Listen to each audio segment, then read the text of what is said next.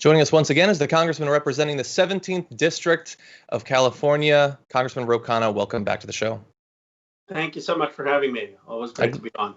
And we're always happy to have you. And there's a number of topics we'd like to talk about, but I'd like to start with the convention, because it wasn't long ago that we were having guests on talking about how important it was to have you become the co-chair of the California delegation to the DNC. That has since happened. So first, congratulations on that. Thank you for having guests on to talk about that. Well, we were happy to. So talk to me about why it matters, why it was important that someone like you, as opposed to, I know some of the other possibilities. I think Gavin Newsom might have been one of the names that I heard. Why was it important to you that you lead this delegation?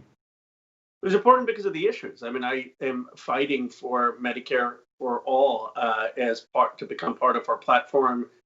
Especially when you have a healthcare crisis, where we have just seen that millions of people are losing their jobs. And does it make any sense that they should also lose their healthcare? I mean, if anything has exposed that we ought not to have healthcare tied to employment, it is this pandemic. So I'm working with a lot of the delegates. We do press statements almost every few days. We're doing Twitter threads. We're working with other delegates to push for Medicare for all. As part of our party platform, and a number of other issues too. So, you've got the biggest delegation. You've got people like Barbara Lee, obviously very popular amongst leftists in the U.S. And the hope would be, especially with the nominee being Joe Biden, as opposed to someone like Bernie Sanders, which a lot of progressives are obviously pushing for, is that as part of a months-long strategy to put some pressure on the president, on the nominee, that you having such a big delegation would be a big part of that. What I'm wondering is, with the nature of the pandemic and how it's affecting the way that the convention is going to happen, does that potentially play into your strategy in how you try to push for things with the convention? Does it matter if it's one small convention, satellite conventions, totally virtual, that sort of thing? Well, I do think it's going to be virtual, especially given the rise in cases that we're seeing around the country. And I think that's the responsible thing. I don't think it's responsible to have people congregate in person. But what that means is that Barbara Lee and I and other activists are doing a lot of Zoom calls with delegates. We're doing calls with party activists in California and around the country, and saying, here are the things that we need to push for to be part of the platform. One of those things is Medicare for all. Another part of the platform has to be a 10% strategic cut in defense. Mm-hmm. And I know that there's been some progress in getting some people in the Senate to sign on to a plan such as that. So recently, in the past week or so, Joe Biden's team put out some of their updated goals when it comes to the climate and what they're going to do around that, seemingly having accepted a number of the components of plans from people like Inslee and Warren and others. So that seems like an area where, at least in terms of plans, he is willing to budge when pressure is applied. I know that you've mentioned Medicare for all several times.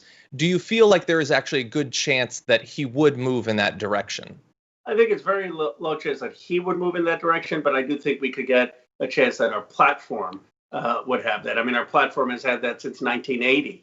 And the polling overwhelmingly shows that the American people want that. So we're going to continue to push, and we're going to continue to push on this military budget. I mean, it's $140 billion more than when he left office under Obama. And instead of putting more money in a bloated military and risking confrontation with China and Russia, we ought to be investing in jobs, in clean tech jobs, in solar and wind and energy efficiency and battery storage. Mm-hmm. And, a lot of the issues that you mentioned hypothetically could receive more funding under the new climate plan that Joe Biden has rolled out.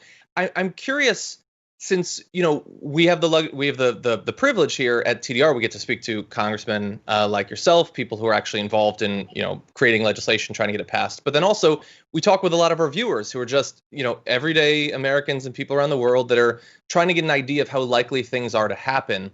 Right. When something like the Joe Biden plan comes out, I don't react to it in a knee-jerk way saying, well, come on, he's never going to do it. But at the same time, it is a plan. It's not done.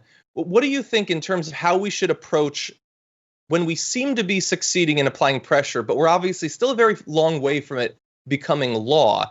How do you react when you see things like that plan? I think it's a credit to your viewers at Mobilization, and don't underestimate them as just regular folks. They're the ones who are driving the change. They're the ones who propelled Bernie Sanders. They're the ones who have made Medicare for All part of the national conversation. They're the ones who have made the Green New Deal and the aggressive goals part of the conversation. But we can't let up. I mean, once Biden, even if Biden's elected president, and even if we have the House and the Senate, there has to be continued mobilization. And then it comes to where the president prioritizes. What is he going to spend his political capital on? And that has to be on these issues only if there's a mobilized base.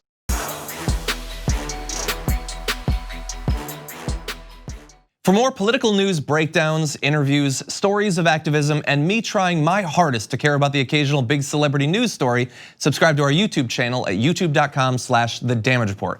And you can ring the bell wherever it is so you don't miss anything.